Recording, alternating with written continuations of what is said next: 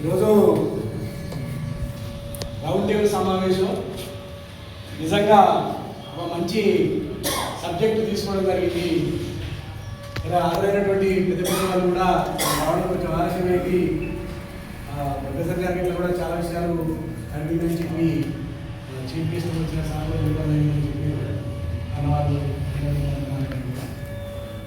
సరే తెలంగాణ రావడానికి అనేక ప్రాణత్యాగాలతో అనేక మంది విద్యార్థులు బలిదానానికి తప్ప ఈ తెలంగాణ రాలేదు. వచ్చినటువంటి తెలంగాణను మరి ఇప్పుడు దాని మీద పట్టే విధంగా సాధించాలి అంటే రాజకీయ పరంగా సంబంధించినటువంటి ఏదైతే యూనిటెడ్ టెరిటరీ ఏదైతే అన్నారో అంటే కేంద్ర పాలిత ప్రాంతాలుగా చేస్తే తప్ప దీని మీద మనం అజమాయిషీ చేయలేము, ఈ ఆర్థిక పరమైనటువంటి దోపిడీని మనం కొల్లగొట్టలేము. కాబట్టి వారి మీద పెత్తనం చేయాలంటే దీనిని వారి ఆధీనంలో ఉంచుతున్నటువంటి కాన్సెప్ట్ సెంట్రల్ గవర్నమెంట్ కావచ్చు, దానికి ఊతమిస్తున్నటువంటి నేను కూడా అనదలుచుకుంది ఏంటంటే స్టేట్ గవర్నమెంట్ యొక్క డిసైడ్ అంటే దానికి ఉండబడినటువంటి ఆలోచన కూడా ఏందో చెప్పవలసిన అవసరం ఉంది.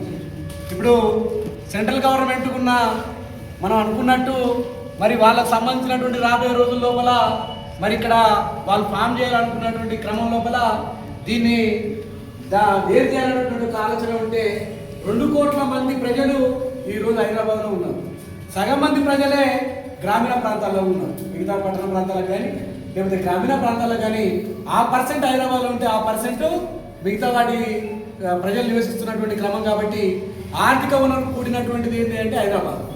మరి దాన్ని ఆర్థికపరమైనటువంటి దాని కనుక ముడిపడి ఉన్నటువంటి జీవన విధాన వ్యవస్థ కాబట్టి దాన్ని అక్కడనే మరి వాళ్ళు తీసుకోవాలన్నటువంటి ప్రక్రియ మా ఆధీనం కావాలన్నటువంటి ఆలోచనలు మరి చేస్తున్నట్టుగా కనపడతా ఉంది.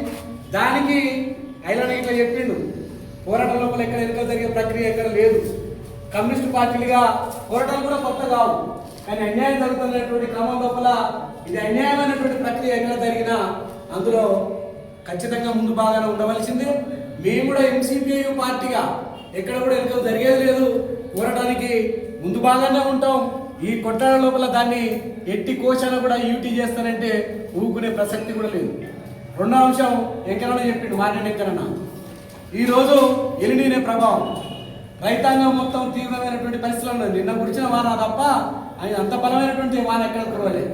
అంటే నీరు వచ్చే పరిస్థితి లేదు. ఒకవైపు రాష్ట్ర ప్రభుత్వము బీఆర్ఎస్ ప్రభుత్వం మీద, బీఆర్ఎస్ ప్రభుత్వాన్ని రాష్ట్ర ప్రభుత్వం మీద అనుకుంటూ ఈ 2 ఆకం